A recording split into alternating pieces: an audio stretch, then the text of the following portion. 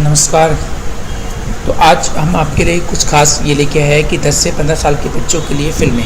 देखिए, फ़िल्में तो बच्चे अक्सर देखते रहते हैं और आप भी उन्हें दिखाते रहते हैं और बहुत बच्चों ने कार्टून्स भी देखे हैं। ओके, तो टाइम और समय के हिसाब से ठीक है आपने जो उनके साथ करा, पर एक्चुअली मैं आपको कुछ ऐसी फ़िल्में बताने वाला हूँ जो 10 से 15 साल के बच्चों के लिए बहुत ही ज़्यादा ज़रूरी होती है और एटलीस्ट ये फ़िल्में आपको उन बच्चों को अवश्य दिखानी चाहिए। उनसे एक्चुअली उनको ये सीख मिलती है कि जो हार्ड वर्क होता है बहुत ज़रूरी होता है। देखिए क्या है, काबिल और कामयाब, ये दो जो वर्ड्स हैं ना बहुत ही ख़तरनाक होते हैं, क्योंकि कामयाब होना कोई बड़ी बात नहीं है पर काबिल होना बहुत बड़ी बात है। देखिए, आप देखिए दोनों वर्ड्स में आप ज़्यादा डिफरेंस नहीं है। देखिए, आप मानते हैं कि आपने एक गवर्नमेंट जॉब ली, आपने उसके लिए मेहनत की और जनरली क्या हुआ कि आपने उसको पा लिया तो आप कामयाब हो गए। तो अब एक ये था कि एक बच्चा जो है ना बहुत हार्ड वर्क करता है और उसे लगता है कि एक्चुअली ये उसके लिए है, तो वो क्या इस पर्टिकुलर पोस्ट के लिए काबिल है या नहीं है, ये बहुत इम्पोर्टेंट होता है। अगर कोई किसी पर्टिकुलर हिसाब से, जॉब के हिसाब से या किसी भी टास्क के हिसाब से अगर वो काबिल है तो डेफिनेटली वो उस काम को बहुत ही अच्छी तरीके से करता है। देखिए, मैं ये किसी को दोष या इस तरीके की चीज़ें बता नहीं रहा हूँ या उनको मैं कहीं ठेस नहीं पहुँचाना चाहता हूँ कि जनरली बहुत से लोग इस तरीके की बातों को थोड़ा कहीं अलग तरीके से रिप्रेजेंट ना करें। देखिए, कामयाब होना भी बहुत ज़रूरी है और लेकिन कामयाब होना भी बहुत ज़रूरी है। पढ़ाई करके आप कामयाब होते हैं लेकिन उसके लिए काबिल होना भी बहुत ज़रूरी है ताकि हमारे पास हर काम को हम परफेक्ट तरीके से कर सकें, क्योंकि परफेक्टनेस जो है ना बहुत ज़रूरी होती है। आपको पता है कि अब डेली रूटीन, आपका बैंक में एक जॉब करने के लिए इंटरेस्ट था, आपने उसके लिए एग्ज़ाम दिया है और आप उसके लिए इंटरव्यू गए और आपकी इंटरव्यू से लेने के दौरान में आपको चेक करा गया क्या वाकई में आप इस जॉब के लिए काबिल है। क्योंकि देखिए, आप कामयाब हो गए, पेपर में पास हो गए, लेकिन इंटरव्यू में डिसाइड किया जाएगा कि आप इस जॉब के लिए काबिल है या नहीं है। अगर आपका इंटरव्यू में सिलेक्शन हो जाता तो रियली में आप उसके काबिल है। अगर आप वहाँ पे अगर किसी भी रीज़न से अनसक्सेसफुल रहते हैं इंटरव्यू में तो समझ लीजिए आप काबिल नहीं है। यही रीज़न होता है कि कई जगह जो है इंटरव्यू ले जाते हैं एग्ज़ाम के ओवर होने के बाद भी, सक्सेसफुल होने के बाद भी। तो IAS ऑफिसर का सिलेक्शन भी इन्हीं रीज़नों की वजह से होता है कि वहाँ पे आपकी काबिलियत को चेक किया जाता है कि वाकई में क्या आप इस पोस्ट के लिए काबिल हैं। कामयाब तो हो गए, पास हो गए, लेकिन क्या वाकई में आपको लगता है कि आप कामयाब होने के साथ साथ इस जॉब के लिए, इस पोस्ट के लिए कामयाब के अलावा क्या वाकई में काबिलियत रखते हैं? तो काबिलियत होनी भी बहुत बड़ी बात है। तो ये फिल्में आपको कहीं ना कहीं हार्ड वर्क सिखाती हैं और साथ ही साथ आपको ये भी बताती है कि आप काबिल होइए। कामयाब के अलावा, कामयाब तो देखो आपको होना ही होना है, इसमें कोई शक नहीं, लेकिन आपको काबिल भी बनना ज़रूरी है ताकि आप हमें 100% दे सके जिस जॉब में आप हो, जिस फील्ड के अंदर आप हो। तो इसलिए आपको ये ज़रूरी है। तो ये फिल्में अपने बच्चों को ज़रूर दिखाइए और इस तरीके की फिल्में आपके बच्चों को कामयाब भी बनाएगी और साथ ही साथ काबिल भी बनाएगी। तो ये फिल्में हर लेवल के और हर उम्र के लिए होती हैं। तो मैं नहीं कह रहा कि पर्टिकुलर बच्चों के लिए, लेकिन आप उनके साथ देखें, इंटरेस्ट लेके देखें ताकि बच्चों को भी इसमें सीखने को काफ़ी चीज़ें मिले। क्योंकि यहाँ का 10 से 15 साल का बच्चा जो है ना बहुत चीज़ें एक्चुअली ऑब्जर्वेशन में ले रहा होता है और बहुत जल्दी लेके अपने डिसीजनों को इधर उधर चेंज कर रहा होता है। तो उस तरीके की स्टेबिलिटी, कंसिस्टेंसी अगर चाहिए होती है तो आपको ये फिल्में उनको ज़रूर दिखानी चाहिए। तो आइए सबसे पहले हम बात कर लेते हैं अपनी पहली film the pursuit of the happiness. ये फिल्म बहुत ही इंटरेस्टिंग फिल्म है। ये एक अमेरिकी जीवनी नाटक पे फिल्म आधारित है जो क्रिस गार्डनर की जीवन पर आधारित है। इस फिल्म के अंदर एक भटकते और बेघर सेल्समैन से एक शेयर दलाल बनने की कहानी दर्शाई गई है। जनरली ये व्यक्ति बिल्कुल होमलेस होता है। The pursuit of the happiness यानी कि हैप्पीनेस, खुशी की तलाश में की बात की गई है। तो देखिए, हम खुशी की तलाश में बहुत दुखों को झेलते हैं, ये हमेशा ध्यान रखिए। ज़रूरी नहीं है कि हमेशा ही आपका बच्चा खुश रहे, कहीं ना कहीं उसके साथ में ऐसी समस्या आएगी जिसमें वो दुखी होगा, लेकिन उस दुख में आप अपने बच्चे के साथ खड़े होंगे, उसे बताएंगे और वो बच्चा उस प्रॉब्लम को फेस करेगा। तो प्रॉब्लम फेस करेगा तो कुछ ना कुछ उसे सीखने को मिलेगा।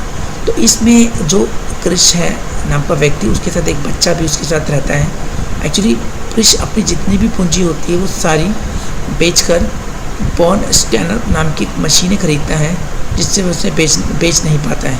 इसके चलते एक्चुअली उसके साथ में बड़ी प्रॉब्लम होती है, जिसकी वजह से उसकी आर्थिक स्थिति जो होती है, इकोनॉमिक्स कंडीशन बहुत ही ख़राब हो जाती है। फाइनेंशियल जो सिचुएशन है उसकी बिल्कुल डैमेज और एकदम बेकार हो जाती है, जिसके चलते एक्चुअली क्या है कि पत्नी भी छोड़ के उसे चली जाती है, साथ ही साथ वह बेघर होमलेस हो जाता है और अपने बेटे के साथ स्टेशन और बाथरूम में एक्चुअली होते हैं स्टेशन पे, उनके साथ वहाँ पे सोने पे मजबूर हो जाता है और फिर एक चर्च में शरण लेता है। लेकिन जनरली क्या है, जो एकल फैमिली वाले बंदे होते हैं उनके साथ उनकी माता, उनके बच्चों को सिर्फ वहाँ पे आश्रय करने का वो होता है एक्चुअली परमिशन। तो ये इस तरीके से वो एक्चुअली लड़ता है, अपनी किस तरीके की समस्याओं से जूझता है, उस सारी जो परिस्थितियाँ होती है सिचुएशन में वहाँ उनकी दिखाई गई हैं उन बच्चे के साथ में। तो इससे ये है कि इस सिचुएशन से दोनों हारते नहीं हैं और इस तरीके से वो चलते रहते काफ़ी कोशिश वो अपनी करते रहते हैं, जिसमें वो लड़ते रहते हैं। इससे लड़ने से क्या है ना, देखिए परिस्थितियाँ ही एक्चुअली इंसान को सिखाती हैं, तो ये परिस्थितियाँ उनको वहाँ पे दिखा रहे हैं, जिसमें एक्चुअली हम इस फिल्म के अंदर फील कर रहे होते हैं कि रियली में उस तरीके की परिस्थिति हमारे साथ हो रही है। ओके, बाद में वो बिल्कुल एट द लास्ट मोमेंट में वो सारी चीज़ें अपने जितने भी संघर्ष को कंट्रोल करते हुआ, मतलब यानी कि लड़ता हुआ अपने जो 19 उसके जो कॉम्पिटिटर्स हैं उनको पीछे करते हुए जीत को हासिल करता है।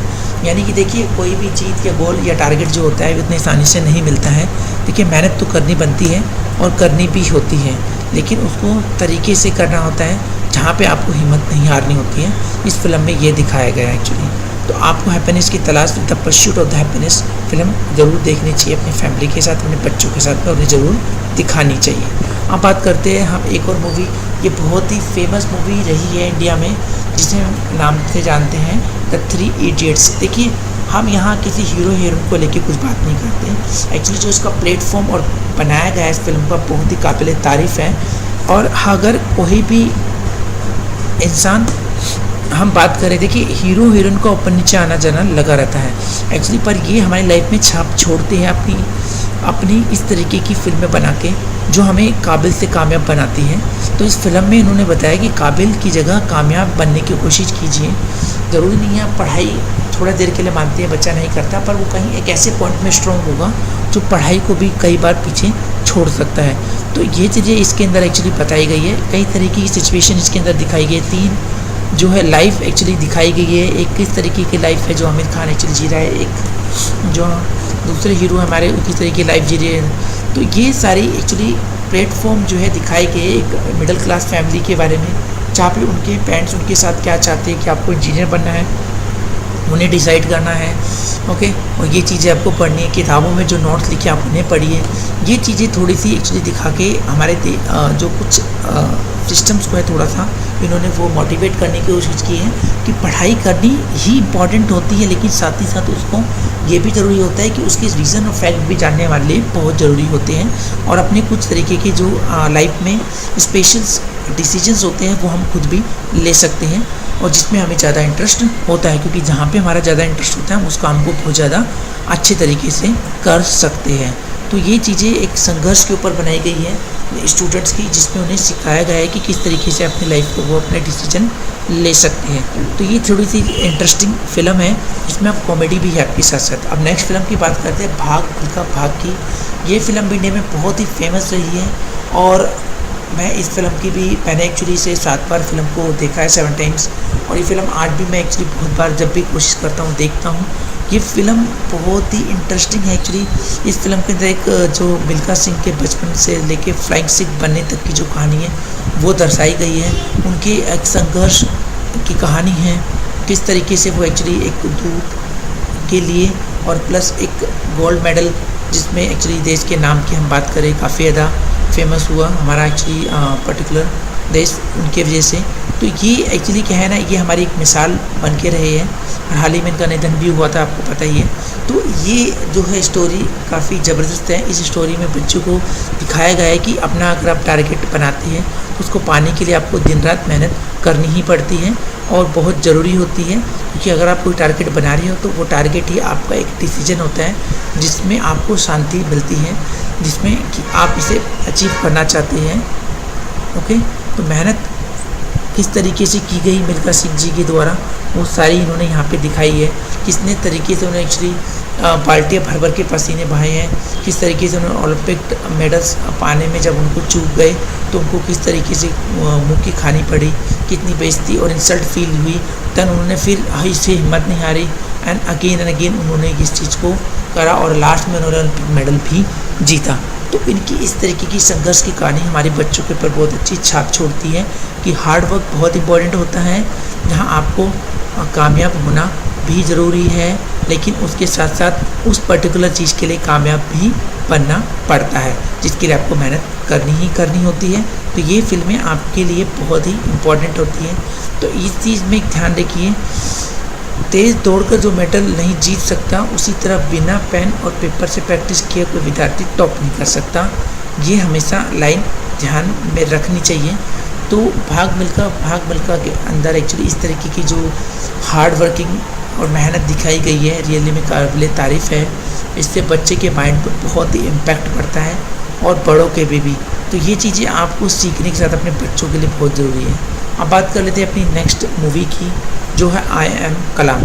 ये एक बच्चे की कहानी है जिसमें वो कलाम जी को देख के उनको अपना एक कहते हैं आइडल बनाता है, जिसको वो कहता है कि एक्चुअली मैं इनके जैसे बनना चाहता हूँ। उसके चलते वो अपना नाम बदल के कलाम रख लेता है एक्चुअली। लेकिन उनकी 12 साल का ये जो इंटेलिजेंट बच्चा है, एक्चुअली ये काफ़ी गरीब फैमिली से बिलोंग करता है, जिनके यहाँ पे पढ़ना भी बड़ा मुश्किल होता है। और जनरली ये एक होटल में काम करता है सड़क किनारे और वहीं पे अपनी ज़िंदगी बिताता है। लेकिन एक्चुअली क्या है ना कि पेरेंट्स जिस तरीके से इनके बारे में सोचते हैं कि भाई हम एक्चुअली पूरे फैमिली से बिलोंग करते हैं, आपको हम पढ़ा नहीं सकते, बस हमारे में यहाँ पे ये है कि आप कमाइए और खाइए और ज़िंदगी बिताइए। पर एक्चुअली क्या है ना, ये बच्चा शाम को पढ़ाई करता था और दिन में वहाँ पे सारे दिन एक होटल पे, जो रोड पे होटल चाय पिलाने वाले थे, उसमें ये काम करता है। एक्चुअली बच्चा अपना नाम बदल कर कलाम रखता है क्योंकि कलाम जैसा बनना चाहता है। क्योंकि एक व्यक्ति बहुत ही अलग तरीके का, जो बहुत डिफरेंट तरीके का, जिनका वजूद बहुत ही अलग है, उस तरीके से बनने के लिए आपका बच्चा भी किसी से भी इंस्पायर हो सकता है। तो आप उन्हें गलत ना समझिए। वो अपने एक टीचर से भी इंस्पायर हो सकता है, वो आपसे भी इंस्पायर हो सकता है। ये पर्टिकुलर किसी एक जो टीवी पे जिस पर्सनालिटी को देख रहा है वो उससे भी इंस्पायर हो सकता है। तो आप उसकी इस तरीके से इंस्पिरेशन से कुछ सीखिए और उनको सिखाइए। तो उसी की तरीके के बनने के लिए उनकी कुछ कड़ी मेहनत को उनके बारे में उनको बताइए, ना कि उन्हें थोपिए। तो ये चीज़ उनके लिए बहुत इंपॉर्टेंट है। तो ये चीज़ इसमें बताई गई है कि अगर भाग्य लाइफ के अंदर कुछ नहीं होता है, भाग्य से बढ़ के जो होती है वो होती है आपको कठिन हार्ड वर्क, जिसके चलते आप अपने भाग्य को बदल सकते हैं। तो ये चीज़ हमेशा ध्यान रखिए। बच्चों को कभी ना सिखाइए भाग्य में ऐसा था या फिर फॉर्चून में ऐसा था, बिल्कुल भी नहीं। डेफिनेटली आप भी अपना भाग्य बदल सकते हैं, जहाँ पे अगर आप हार्ड वर्क करते हैं। तो अगर बच्चा आपका सही और तरीके से हार्ड वर्क करेगा तो डेफिनेटली वो क्लास में टॉप भी करेगा और आपका नाम भी करेगा और हमारे देश का भी नाम करेगा। तो ये कुछ ऐसी फिल्में थी जो एक्चुअली हार्ड वर्किंग पे काबिल और कामयाब बनाने के लिए बताई गई थी, जिसमें हर केस में ये बताया गया है कि बच्चा हार्ड वर्क ज़रूर करे और हार्ड वर्क आपका जो है एक पर्टिकुलर गोल और टारगेट के ऊपर होना चाहिए। क्योंकि जब बच्चा एक टारगेट बनाता है कि मुझे 100% स्कोर करना है, तो वो उसी के अकॉर्डिंग टू स्टडी करता है। एक्चुअली वो किस चीज़ों को कम और किस चीज़ों को ज़्यादा करता है, वो बच्चा अपने हिसाब से डिसाइड करता है। जहाँ पे आप उनकी हेल्प कर सकते हो इस तरीके के डिसीजन लेने में, उनको किताबें ला के दे सकते हो इस तरीके के उनके डिसीजन में। ठीक है, बच्चों को इस तरीके की कोई फीलिंग नहीं होनी चाहिए। बच्चा एक बार ना देखिए, बच्चा आप डिसाइड करते हैं कि बच्चे को खाने की चीज़ें कुछ ज़्यादा देनी है या किताबें ज़्यादा देनी है, क्योंकि आप उसे काबिल से कामयाब से काबिल बनाना चाहते हैं, कि आपके ऊपर डिपेंड करता है। तो बच्चा कामयाब भी हो और काबिल भी हो, दोनों बहुत ज़रूरी है। मैं इस पर हमेशा फोकस करता हूँ और करता ही रहूँगा। ये चीज़ें आपको समझानी है अपने बच्चे को और बच्चा इसको समझेगा, क्योंकि आप उसे इस तरीके की फिल्में दिखा सकते हो। आई होप ये वीडियो आपको बहुत अच्छी लगी होगी। तो जल्दी से इसे लाइक कीजिए, शेयर कीजिए और कमेंट कीजिए और दूसरों से भी सब्सक्राइब जरूर करवाइए। फिर मिलेंगे एक नई वीडियो और नए मोटिवेशन के साथ में। Thank you very much and नमस्कार।